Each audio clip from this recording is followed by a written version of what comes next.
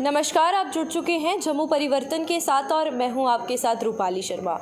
जम्मू कश्मीर में अगर बात की जाए तो हाल ही में कुछ दिन पहले जो है श्रीनगर से शारजा के लिए इंटरनेशनल फ़्लाइट जो है उसकी शुरुआत की गई थी और अमित शाह द्वारा जो है ये फ़्लाइट का जो प्रोस्पेक्टिव था और जो मेन प्लान था वो रखा गया था कि जितनी भी फ़्लाइट्स हैं यानी इंटरनेशनल फ़्लाइट श्रीनगर से शारजा के लिए शुरू की जाएगी। और सबसे बड़ी सहूलियत जो है और कहीं ना कहीं जो प्रॉफिट था वो कश्मीरियों के लिए, कश्मीर के लोगों के लिए जो शारजा जाना चाहते हैं उनके लिए दिखता हुआ नज़र आया था। और इसमें 23 अक्टूबर को जो है ये फ़्लाइट शुरू होने वाली थी, जहां पर इंटरनेशनल फ़्लाइट शारजा जो है वहां पर टेक ऑफ जो है फ़्लाइट्स जाने वाली थी। लेकिन इसी में अब एक बड़ा जो है एक देखने को मिला है कि किस तरीके से पाकिस्तान ने जो है इस फ़्लाइट्स को यानी अपने एयर स्पेस के ऊपर से अपना जो एरिया है वहाँ से उड़ने के लिए विमानों को पूरे तरीके से मना कर दिया है। और फिर एक बार जो है अपनी किस तरीके की हरकतें पाकिस्तान दिखाता हुआ नज़र आए, ये भी साफ तौर पर देख सकते हैं कि जहाँ इंटरनेशनल फ़्लाइट्स की बात की जा रही थी और कश्मीर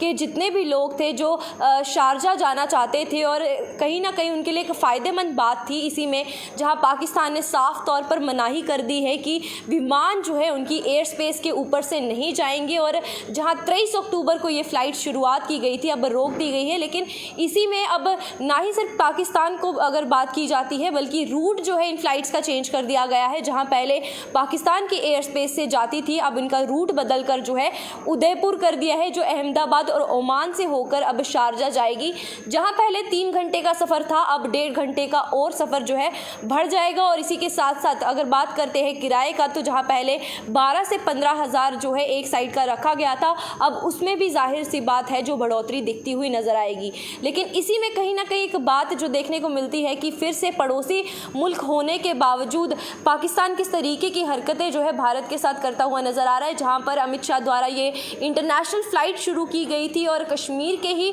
लोगों के लिए कहीं ना कहीं ज़्यादा फ़ायदेमंद थी। और साथ ही साथ जहाँ पर श्रीनगर से शारजा का रास्ता जो पाकिस्तान की एयर स्पेस जो थी अब उसमें पूरे तरीके से मनाही कर दी है, जिसमें अब रूट बदलकर उदयपुर, अहमदाबाद और उसके बाद ओमान से रखा गया है। को बता दें कि लेकिन 23 अक्टूबर से जहाँ फ़्लाइट शुरू हुई थी 4 फ्लाइट जो थी वो उड़ी भी थी और इसी के साथ साथ अब जो है इसका रूट बदलकर अब दूसरे रूट से जाएंगी। जाहिर सी बात है रूट बदलने से जो है सफ़र और लंबा होता गया और साथ ही साथ जो फेयर है वो भी बढ़ा दिया जाएगा। तो आपको बता दें कि इसमें जो है जहां प्रॉफिट कश्मीर के लिए दिखता हुआ नज़र आया था पूरे तरीके से, लेकिन अब एक बड़ा फैसला जहां पर पाकिस्तान की तरफ से आया है कि उनकी एयर स्पेस में इंडिया और कश्मीर की अगर बात की जाती है तो कोई भी विमान जो है उनकी एयर स्पेस से नहीं उड़ेगा। क्योंकि कहीं ना कहीं जहाँ बात करते हैं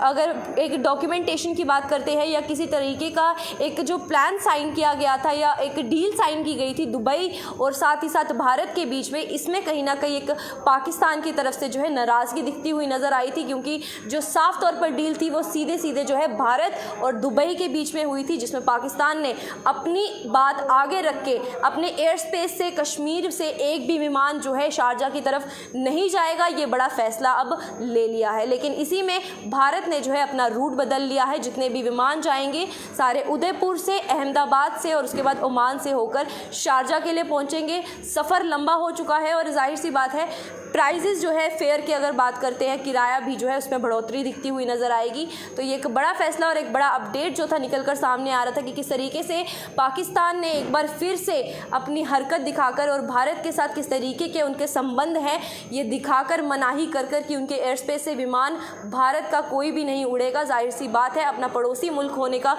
किस तरीके का उनका कर्तव्य है वो भी जता दिया। फिलहाल के लिए इतना ही, मुझे दीजिए इजाज़त। नमस्कार।